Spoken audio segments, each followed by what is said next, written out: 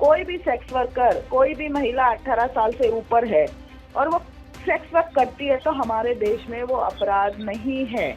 कोई भी महिला नहीं चाहती कि वो किसी के आगे कपड़े उतारे।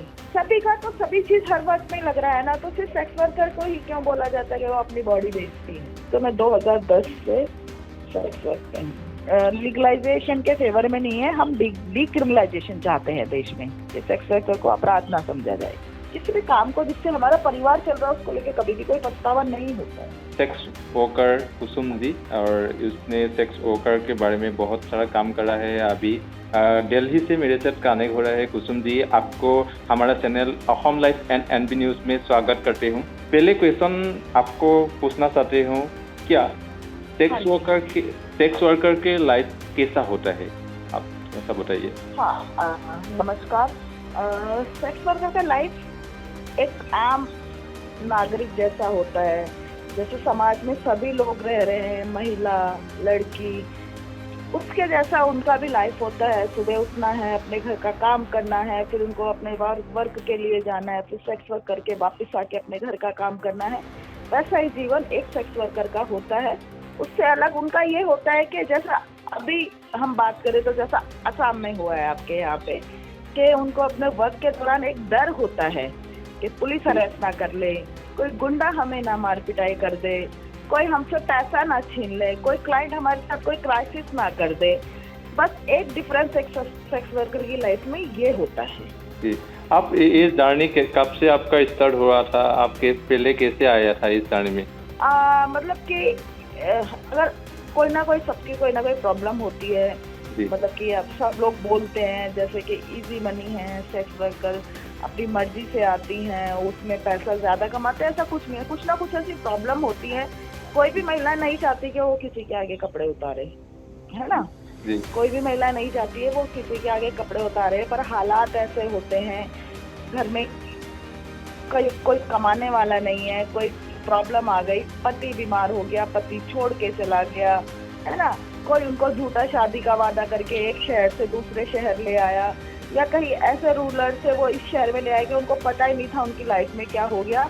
तो हर बहन की एक ये लाइफ है, चाहे वो आप मेरी समझ लीजिए या उस सेक्स वर्कर की समझ लीजिए जिसको आप नहीं जानते हैं। तो ऐसे हालातों में उसे सेक्स वर्क में आना पड़ता है, अपने बच्चों के लिए, अपने परिवार का पेट भरने के लिए। ऐसा नहीं है कि बहुत सारे लोग बोलते हैं कि इसके अलावा कोई और काम नहीं मिला क्या। दुनिया में बहुत काम है, बहुत महिलाएं बोलती हैं, बहुत सारे लोग बोलते हैं कि हम जो काम कर रहे हैं, हमारे को भी परेशानी आई थी, हमने तो सेक्स वर्क नहीं किया। पर वो हालात ऐसे होते हैं कि उसे मजबूरी में सेक्स वर्क में आना पड़ता है, और अपने आप को समाज का एक वो अभिन्न बनाने में पता नहीं कब टाइम वो समय आ जाता है कि लोग बोलते हैं कि हम इस समाज के अंश है ही नहीं, हमें इस समाज में रहने का कोई अधिकार ही नहीं है। तो 2010 की अगर मैं बात करूँ तो मैं 2010 से सेक्स वर्क में हूँ। ओके, आपको और एक बात पूछना चाहता हूँ। आपने बोला है समाज में सेक्स वर्कर को अलग नज़र से देखते हैं, और उसके बारे में आपका विचार क्या है? आप आपके कैसा नज़र से आप लोगों को देखते हैं, आप बताइए थोड़ा। हाँ, जैसे कि लोग कहते हैं ना कि ये समाज की गंदी औरतें हैं, ये तो पैसे के लिए किसी भी मर्द के साथ सो जाती हैं, या देखिए सेक्स वर्क करके अपने आप में अलग कोई पहचानता है नहीं, या तो लोग बोलेंगे वो रेड लाइट एरिया में रहती है, या कहीं पे किसी को जैसे हमारी बहुत सारी बहनें कहीं भी रूम रेंट लेके रहती है, किसी को पता लग जाता है सेक्स वर्कर, तो वहाँ की जो महिलाएं हैं वो ये कोशिश करती है कि ये महिला जो सेक्स वर्क कर रही है इस मोहल्ले में, इस घर में रहे ही ना, उसे रूम खाली करवाना पड़ सकता है, या उसके मतलब कि जो परिवार उसके सेक्स वर्क के पैसों पे पल रहा होता है उसे भी अगर पता लग जाता है तो वो भी कोशिश करते हैं कि या तो वो उस काम को छोड़ दे या उसको घर छोड़ना पड़ता है। उसके बच्चों के साथ दुर्व्यवहार होता है, उसके साथ दुर्व्यवहार होता है। जैसे कि हम बहुत सारे हमारे रेड लाइट एरियाज हैं पूरे देश में, अगर वो वहाँ पे है, वो बहुत सालों से वहाँ रह रही है, वहाँ पे रह के सेक्स वर्क कर रही है। जैसे मैं बात करूँ दिल्ली में जीबी रोड है, कमाठीपुरा है, सोनागाछी है, बहुत सारे रेड लाइट एरिया है हमारे देश में। वहाँ की अगर सेक्स वर्कर बहनें कहीं पे दवा लेने जाती है, हॉस्पिटल जाती है, तो पता लग जाता है कि ये सेक्स वर्कर है, ये जीबी रोड है, मतलब कि एक टैग लगा है ना हर जगह का कि भाई ये रेड लाइट एरिया है और यहाँ से सेक्स वर्कर ही आती है। तो उनके साथ उस तरीके से बिहेवियर नहीं होता। और मैं बहुत सालों से एक संगठन के साथ काम कर रही हूँ जिसमें हम सेक्स वर्कर के बच्चों के एजुकेशन के लिए काम करते हैं, सेक्स वर्कर की लाइवलीहुड, उनके एजुकेशन के लिए काम करते हैं, हम उनको स्किल डेवलपमेंट के लिए काम कर रहे हैं। हम चाहते हैं कि सेक्स वर्कर को समाज में समान अधिकार मिले, चाहे वो स्वास्थ्य के बारे में बात हो, चाहे उनका समाज में रहने के बारे में बात हो, उनके शिक्षा की बात हो, समानता की हम बात करते हैं। हम ये नहीं कहते, क्योंकि काम के रूप में देखा जाता है ना। डॉक्टर को डॉक्टर के तरीके से बात की जाएगी, एक किसी के घर में खाना बनाने वाली है उसको खाना बनाने वाली के तरीके से बात की जाती है, उसी तरह से सेक्स वर्कर को भी उसी काम की वजह से बात की जाती है। पर मेहनत तो हर काम में लग रही है ना। एक डॉक्टर है, वो अपने दिमाग का इस्तेमाल करता है, वो अपने हाथों का इस्तेमाल करता है, वो अपनी आंखों का इस्तेमाल करता है, तब जाके वो पढ़ाई लिखाई करके कोई सर्जरी या कुछ भी करता है अपनी लाइन में। ऐसे एक जो खाना बनाने वाली है वो भी अपने दिमाग से ही खाना बनाती है कि मैं नमक कितना डालूं, मैं मिर्च कितना डालूं, मैं ये करूं, तब जाके खाना अच्छा बनेगा, है ना। ऐसे एक टीचर है, वो भी पूरा पढ़ाई करके जब टीचिंग की लाइन में आती है तो उसका भी यही होता है। और ऐसे सेक्स वर्कर का ही है, वो अपने आंखों का इस्तेमाल करते हैं, अपने हाथों का इस्तेमाल करती है, अपनी बॉडी का इस्तेमाल करती है। सभी का तो सभी चीज हर वक्त में लग रहा है ना, तो सिर्फ सेक्स वर्कर को ही क्यों बोला जाता है कि वो अपनी बॉडी बेचती है। बिना हाथों के, बिना दिमाग के, बिना शरीर के तो हर कोई भी इंसान कुछ भी कर सकता है ना। तो वो इंसान भी तो अपनी बॉडी का इस्तेमाल करके ही पैसे कमा रहा है। अगर कोई काउंसलर है, वो काउंसलिंग करता है तो वो अपने लफ्जों का इस्तेमाल कर रहा है ना, दिमाग का इस्तेमाल कर रहा है। आप किसी साइकाइट्रिस्ट के पास जाएंगे, वो मेहनत नहीं कर रहा, कुर्सी पे बैठ के आपको काउंसलिंग कर रहा है। इस्तेमाल तो उसकी बॉडी का भी हो रहा है ना।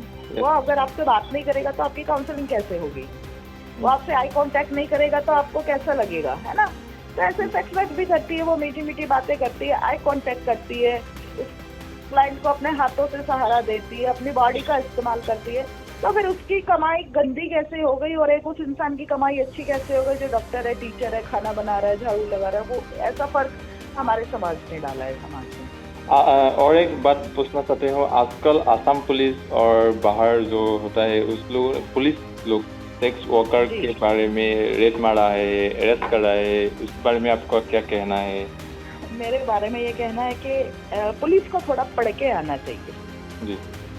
पुलिस को बुद्धदेव करमास्कर वर्सेस वेस्ट बंगाल वाला जो केस है उसको एक बार पढ़ लेना चाहिए। आप गूगल पे डालिए बुद्धदेव करमास्कर वर्सेस वेस्ट बंगाल। एक केस था जिसमें एक सेक्स वर्कर को एक क्लाइंट ने मार दिया था और ना तो उसको हॉस्पिटल ले रहा था और ना ही पुलिस वाला उसके लिए कंप्लेंट लिख रहे थे। तो ह्यूमन राइट्स वालों ने जब उसके खिलाफ, उस क्लाइंट के खिलाफ कंप्लेंट डाली, वो केस बहुत लंबा चला और 2019 में उसका सुप्रीम कोर्ट का एक ऑर्डर आया है जिसमें लिखा गया है कि कोई भी सेक्स वर्कर, कोई भी महिला 18 साल से ऊपर है और वो सेक्स वर्क करती है तो हमारे देश में वो अपराध नहीं है। अगर उसके साथ कोई क्राइसिस होता है तो पुलिस उसकी कंप्लेंट लिखेगी, पुलिस उनको मेडिकल के लिए लेके जाएगी, पुलिस उनके साथ कोई अभद्र भाषा का व्यवहार नहीं करेगी, पुलिस उनके साथ मार पिटाई नहीं करेगी और पुलिस उनको जबरन गिरफ्तार नहीं करेगी। तो मीडिया के थ्रू मैं ये कहना चाहूंगी कि पुलिस को एक बार सुप्रीम कोर्ट का ऑर्डर 2019 का पढ़ लेना चाहिए, उसके बाद किसी महिला बहन को, सेक्स वर्कर को गिरफ्तार करे और अगर कर लिया है तो उसको छोड़ दिया जाए। अभी आसाम में भी ये हो रहा है, पुलिस ने अभियान चल रहा है जो गिरफ्तार कर रहा है, रेड मारा है, इसके बारे में आपको क्या कहना है? देखिए, हमारे जो देश का कानून है ना वो दोहरा है। उसमें एक तरफ तो सुप्रीम कोर्ट ऑर्डर में सरकार कह रही है कि एक महिला एक पुरुष के साथ अकेली, जैसे इंडिविजुअली कोई भी महिला अपनी मर्जी से एक पुरुष के साथ जाके सेक्स कर सकती है, उसमें चाहे उनका पैसे का लेन देन है या कुछ भी है। पर एक तरफ ITP है जो है ना, इमोरल ट्रैफिकिंग प्रिवेंशन एक्ट, क्या कहता है? वो ये कह रहा है कि अगर आप ग्रुप में कहीं रह रहे हैं तो आपको पुलिस अरेस्ट करेगी। पर ग्रुप में अगर 4 बहनें रह रही है और वो अलग अलग जाके कहीं सेक्स वर्क करती है तो शायद पुलिस को उनको अरेस्ट नहीं करना चाहिए। है ना। और पुलिस ने अगर उसको अरेस्ट किया तो मुझे लगता नहीं है कि एक दिन से ज्यादा पुलिस को उनको पुलिस स्टेशन में रखना चाहिए, उनको जाके नारी निकेतन छोड़ देना चाहिए, जहाँ पे जाके वो अपनी किसी बेहतर जिंदगी के लिए कुछ सीख पाए। तो इसमें मुझे नहीं पता कि असम सरकार क्या कर रही है, जो असम में ह्यूमन राइट्स के लोग हैं वो क्या कर रहे हैं, और समाज सेवी संस्थाएं क्या कर रही हैं। मुझे लगता है कि पुलिस को कहीं ना कहीं या कानून में जो DLS है उसको आना चाहिए आगे, जो फ्री लीगल एड है उसको जाके महिलाओं की जमानत करानी चाहिए, उनको छुड़वाना चाहिए और उनको होम में भेजना चाहिए, ताकि वो या तो अपनी उस जगह पे चली जाए जहाँ वो सुरक्षित है, या वो अपनी मर्जी से निकल के कुछ भी करना चाहे। तो मुझे लगता है कि उनको छूटने की जरूरत है। इस तरीके से पुलिस क्यों अरेस्ट करके रखी है मुझे नहीं समझ आ रहा है। भारत में लगभग कितना सेक्स वर्कर्स है अभी? देखिए, सेक्स वर्कर की गिनती अगर मैं बताऊं तो अगर हम टारगेट इंटरवेंशन के प्रोग्राम के जरिए आप उसकी गिनती ऑनलाइन देख लीजिए, पर एक आंकड़ा है शायद वो अभी भी किसी के पास नहीं है, क्योंकि अभी जो हिडन पॉपुलेशन है वो अभी भी बहुत है, जो ऑनलाइन बैठ के सेक्स वर्क कर रही है ना, जो छुप के सेक्स वर्क कर रही है। हम एक आंकड़ा बताते हैं कि भाई GB रोड पे इतनी सेक्स वर्कर है, कमाटीपुरा पे इतनी सेक्स वर्कर है, या जो हमारा TI जो HIV का प्रोग्राम चल रहा है उसमें जो रजिस्ट्रेशन पॉपुलेशन है वो इतनी है ना।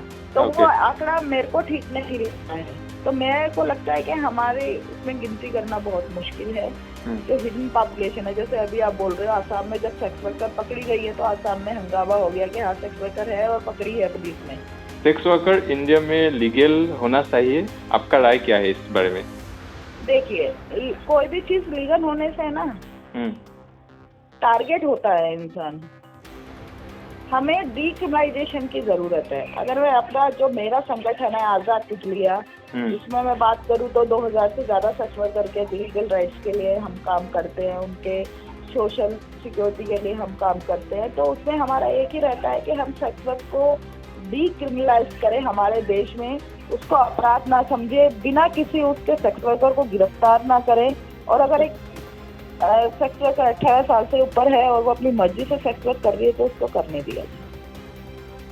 हम लीगलाइजेशन के फेवर में नहीं है, हम डीक्रिमिनलाइजेशन चाहते हैं देश में, कि सेक्स वर्कर को अपराध ना समझा जाए। ठीक है, लास्ट क्वेश्चन आपको पूछना चाहते हो, आप जो सेक्स वर्कर अभी भी कर रही हो उसके लेकर क्या पछतावा है आपको? किसी भी काम को जिससे हमारा परिवार चल रहा है उसको लेकर कभी भी कोई पछतावा नहीं होता है, नहीं होता। पछतावा नहीं है। और आपने इस काम करने के टाइम पर किसी ने कोई बात बोल दिया, आपको बुरा लगा, ऐसा हो रहा है? बुरा किसको नहीं लगता है? कोई कि मतलब कि क्या हम अगर एक सेक्स वर्कर है तो उसके अंदर दिल नहीं है, उसको एहसास नहीं होता है? अगर किसी ने कुछ बोल दिया है, कुछ है तो हाँ तकलीफ सबको होती है, बुरा सबको लगता है, लोग बोलते भी है, हम जवाब भी देते हैं, है ना। बहुत सारे जो महिलाओं वाले ऑर्गेनाइजेशन है वो कहते हैं कि ये क्या है, माई बॉडी माई चॉइस, क्यों ये औरतें ऐसा काम करती है। मीडिया वाले अच्छा बुरा बोल देते हैं, बहुत से लोग किसी न किसी के बारे में बोल देते हैं। तो हाँ, बोला है, बुरा भी लगा है, उसका जवाब भी दिया गया है सही तरीके से। थैंक यू, धन्यवाद जनाइछु। इतना समय देने के लिए आपको बहुत बहुत थैंक यू, धन्यवाद।